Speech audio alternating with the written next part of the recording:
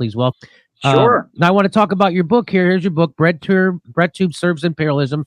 Explain. Now, I don't know most of the people in this book. I thought I was going to know everybody. I don't know any of them. So tell people what Breadtube is, and then tell people how they serve imperialism.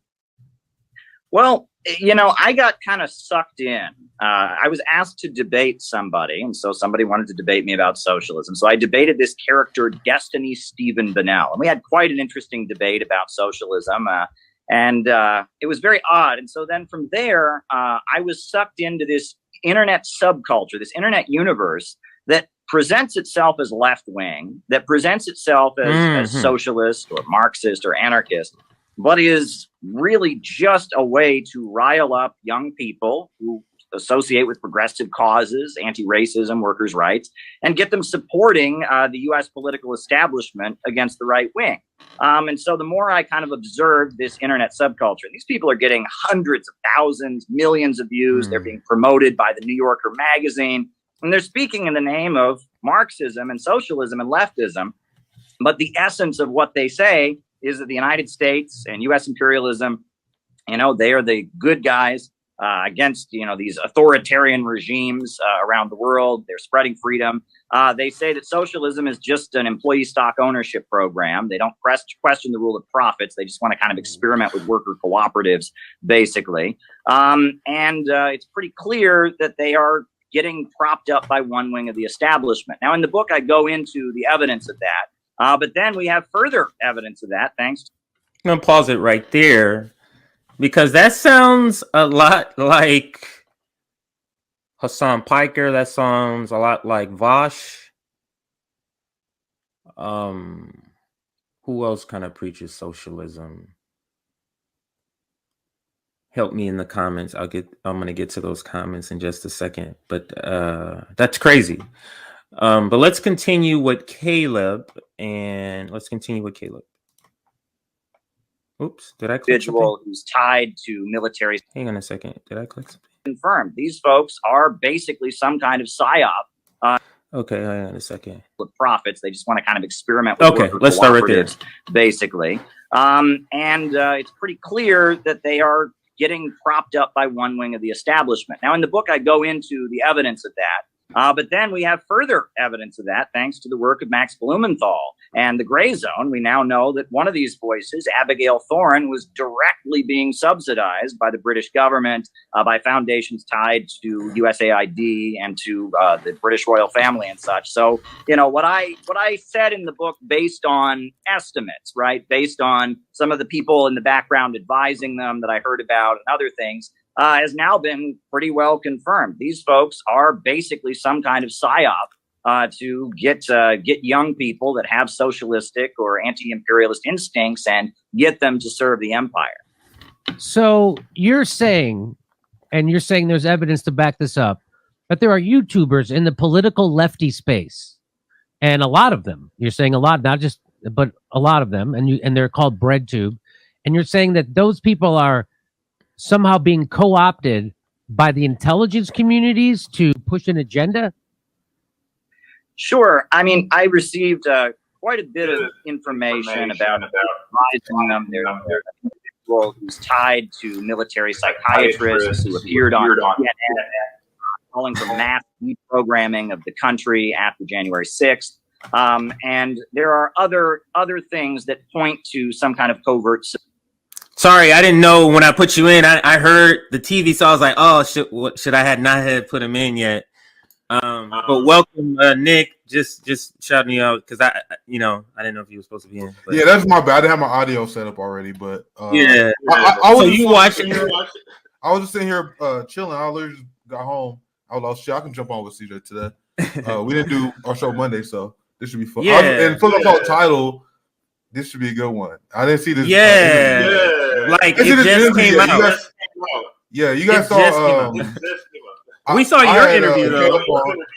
Yeah. Caleb is great to talk to. Very informative guy. So I'm definitely one.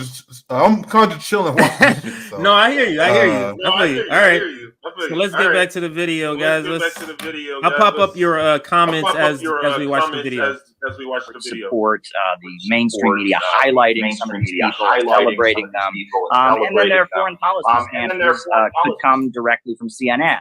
And then we have that great report that was done by the Gray Zone, and that all points to this. But the thing is, there's a precedent for this, right? We often talk about the Congress for Cultural Freedom program, which was in the 1950s.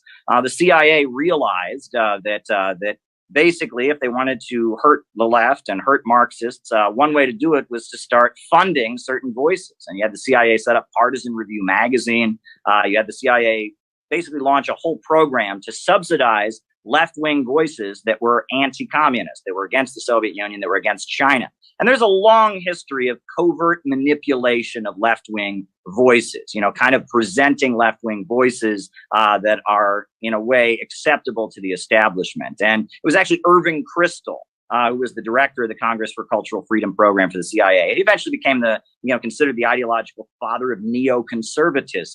But a lot of big names that one associates with the left, like Mary McCarthy, Hannah Arendt, Susan Sontag, they got their start with this CIA-funded publication. So there's a precedent for this kind of behavior. And during the Cold War, this was done, yes. So this isn't new. In fact, this isn't new that the CIA, the intelligence communities, that they co-opt media and they fund media directly a lot of times and to push an agenda, imperialistic, hegemonic agenda. This is not new. This isn't a crazy conspiracy theory. This has been documented. The Church Committee, that was in the 70s. And can you talk about that? Sure, yeah. I mean, it became revealed in the 1970s with the Church Committee. That was during the presidency of Jimmy Carter. You had a congressional committee that investigated the FBI and CIA, and they revealed a number of things, including Project Mockingbird, which was, the CIA's wing that was handling the media, as well as Project MK Ultra, which was about promoting hallucinogens and drugs on college campuses and into left-wing and radical spaces, and that there was all kinds of foul play. And again, this is documented. Yeah, I mean, these are facts. These are historical facts. There are mainstream media articles about it. There are whole academic books that have been published about this kind of thing. And it's so sad that they've cultivated this atmosphere where if anyone says anything like this, they just go, oh, that's a conspiracy theory. That's a conspiracy. No, these are things that are acknowledged from the history. And based on these historical precedents of manipulating activists, manipulating left-wing voices, based on some of the people associated with Breadtube, and now, based on that smoking gun we got from Gray Zone, it's pretty clear what Breadtube is. It's an attempt to control the narrative. I want to test my audio. Does my audio still sound okay? I saw some people said there was some issue. I just quickly want to chime in because we talk about CIA infiltration tactics now. I'm watching the chat. I want to make sure my audio is still good. But we talk about CIA infiltration tactics. I want you guys to understand that there's 20,000 CIA employees, and that's on the books. And you know how many people they keep off the books. Now, do you guys think that these 20,000 CIA employees are just sitting on their desk doing nothing all day? They're using left infiltration techniques, and I've seen it in real time with Force to Vote and many of our direct actions that they oppose. Right, but I just want to add that quickly. We can go back to video. I did want to kind of interject something here too, and that is, what about those who may not be? I guess we can make up a term called directly breadtubers. But what about those who just believe what those breadtubers are saying? So they just regurgitate themselves because they're hearing these breadtubers say it, and then they go on their show and say it too. I treat them like MSNBC. So they are victims of propaganda the same way that MSNBC viewers are. Well, I told you guys, I go hard on bias voters, guys, but I do that because there's always this caveat, and I don't. And sometimes I do acknowledge I don't. Sometimes I underestimate how many people know my caveat that I don't blame people who have like Trump derangement syndrome, who was tricked by the propaganda into voting for Joe Biden over Trump. I go hard at people like Jank, TYT, and the CIA left because I know that they know what Biden's record is, that they know better. They know politics and how politics works. So the same way that MSNBC misleads their audience and turn them to shit libs, that's why you got people that just brainlessly agree with, oh, I guess if we just vote for a Democrat, oh no, I'm broke, but if I just donate to Nina's campaign, maybe they purposely installing revolutionary indiscipline into people because it helps them in their bottom line. I am beyond giving them benefit of the doubt, because it'd be one thing if you're just wrong on one issue. It's not just one issue; it's over and over, right. and over again. You see Anna's take on policing. You see Anna's take on homelessness. Like, these things are not like accidents, guys. Like, right, because like if you're a leftist, if you're a leftist in that realm, you may not agree on a few things, and it's not complete opposites. It's like, oh, I think it's a little bit different. It's a shade different. Like, you're not coming up with completely different non-leftist takes, multiple ones. That's not over and over again. Yeah, that's not a coincidence. So this is very interesting what Caleb is talking about here. Did he kind of talk about this on when he was on with you, or this is before his book drop? Yeah, we were talking about how Breadtube serves imperialism. And when I talked to Caleb, it was perfect timing because that's right when you had a lot of people repeating like CIA talking points on Ukraine. And then he came on, and then right when we talk about Breadtube serves imperialism, that shit popped up. So it's always good always good having foreign policy conversation with Caleb. And he when I saw him on Jimmy Dore, like, damn, I can't wait to catch the replay. I couldn't catch it live, but yeah, I saw it. I saw a little bit of it live before I had to jet out and get my daughter. But and then I saw this drop, and I was like, oh no, I gotta make sure I cover this. But let's get back to see what they're saying. It's only about another 20 minutes. Not sure we're gonna watch all of it, but let's see what points he makes here.